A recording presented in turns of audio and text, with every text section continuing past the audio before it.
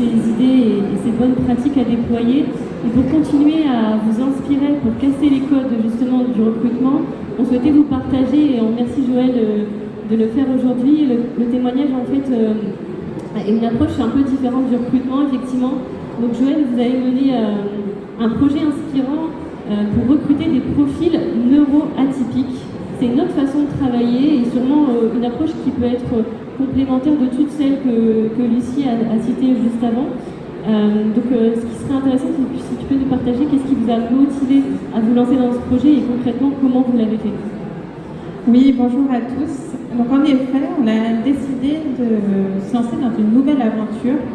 Et tout ça, c'est parce qu'on a eu l'opportunité de rencontrer Mara, qui est fondatrice d'Autypique, qui est dans la salle, à qui je fais coucou, qui s'est rapprochée.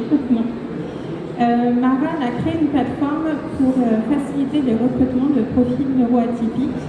Et la première fois qu'on a échangé ensemble, elle m'a expliqué qu'il y avait plus de 90% de profils neuroatypiques qui étaient au chômage. Et pourtant, ils ont plein de compétences. Et pourquoi ils étaient au chômage? Tout simplement parce que nos process de recrutement n'étaient pas adaptés et ne les permettaient pas d'accéder à l'emploi. Et quand bien même ils arrivaient à décrocher un emploi, c'était pour eux très difficile de continuer l'aventure parce que ça leur demandait énormément d'adaptation pour au final cacher un petit peu les adaptations nécessaires et pour qu'ils puissent se fondre dans la masse. Donc une fois qu'on a partagé ce constat, qu'on le couple avec nous aussi la pénurie de talents que l'on rencontre, on n'a qu'une seule envie, c'est de foncer dans l'aventure et c'est ce que nous avons fait. Il y a eu quand même un process et une mise en place à privilégier pour y aller doucement, progressivement. La première chose, c'est de sensibiliser et d'embarquer l'ensemble de l'entreprise. Donc on a commencé par la première ligne, l'équipe RH qui a passé une journée de formation avec Mara pour comprendre la neuroatypie, parce que souvent c'est quand on a peur, qu'on ne connaît pas, qu'on a du mal à y aller. Donc c'est essentiel de passer par cette première étape. Et puis aussi pour travailler sur nos process de recrutement, être sûr que toutes les questions que nous posons en process de recrutement, d'entretien, sont des questions explicites et qu'il n'y a pas de sous-entendu qui pourrait mettre en difficulté une personne neuroatypique. Donc on a formé l'équipe RH et puis on ne s'est pas arrêté là.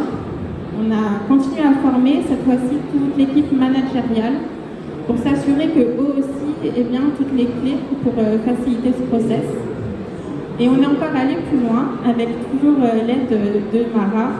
On a fait un webinaire de sensibilisation à l'ensemble des collaborateurs pour déjà bien faire adhérer et fédérer et s'assurer que c'était bien un projet d'entreprise et pas juste une nouvelle façon de recruter. Et ça, j'insiste dessus, c'est très important que la direction soit sponsor et que ce soit vraiment un projet parce qu'au final, ça vient toucher à des valeurs et c'est important d'embarquer tout le monde dans ce projet. Et puis après, on est passé à l'étape un peu plus pratique, une fois que tout le monde était sensibilisé. Donc c'est comment on va venir recruter autrement. On a des habitudes, donc c'est toujours difficile de changer ses habitudes. Donc il a fallu déjà qu'on parle de l'entreprise différemment. C'est vrai qu'on a l'habitude de travailler notre marque employeur, mais au final, Mara nous a demandé de faire des offres authentiques. Qu'est-ce que c'est qu'une offre authentique? On n'a pas vraiment l'habitude. C'est dire les difficultés, dire aussi ce qui peut être un peu moins bien, mais voilà, c'est vraiment une présentation différente de l'entreprise qui est au final très intéressante et qui pourrait être, je pense, pratiquée à plus grande échelle que dans ces process-là. On a aussi mis en place des pré-formulaires qu'on envoie aux candidats qui permet un peu de les mettre en situation plus facile lors de l'entretien. Donc ça va être, est-ce que vous préférez qu'on se tutoie, qu'on se ruvoie, est-ce qu'on se regarde dans les yeux? Si on arrive à la fin du temps prévu pour l'entretien, est-ce que vous souhaitez prolonger? Est-ce que vous souhaitez reprogrammer? C'est tout ce genre de questions qui permet au candidat de se débarrasser du stress de l'entretien pour vraiment se focus sur les compétences qu'il a. Et puis on a aussi appris à évaluer les candidatures qui sortent du schéma classique qu'on peut avoir. Donc au final, peu importe le diplôme, peu importe l'expérience, ce qui va venir compter, c'est les compétences que la personne a.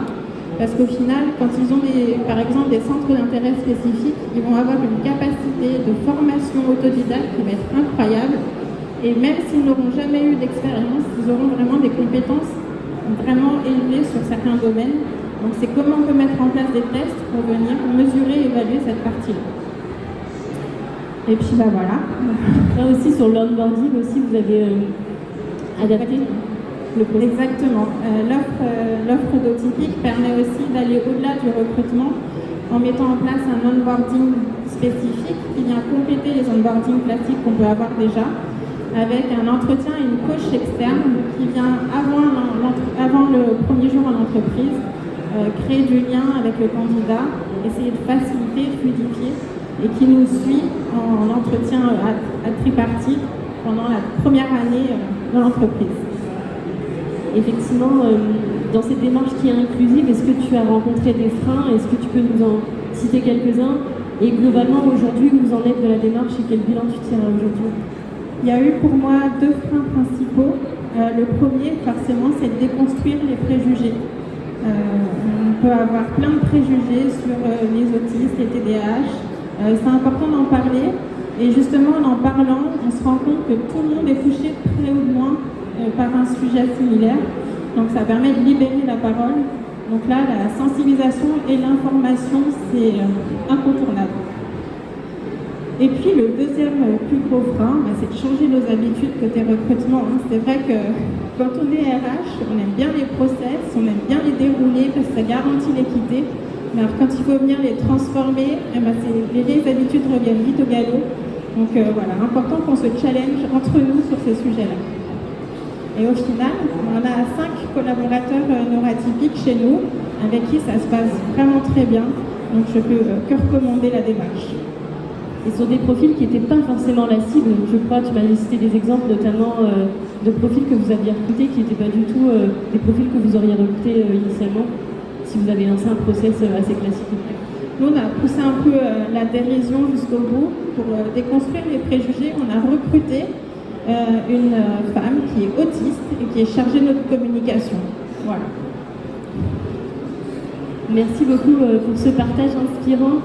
Et pour terminer en fait de vous inspirer vous et continuer effectivement à vous donner des idées sur le recrutement, je voulais effectivement te redonner la parole, Lucie, parce que effectivement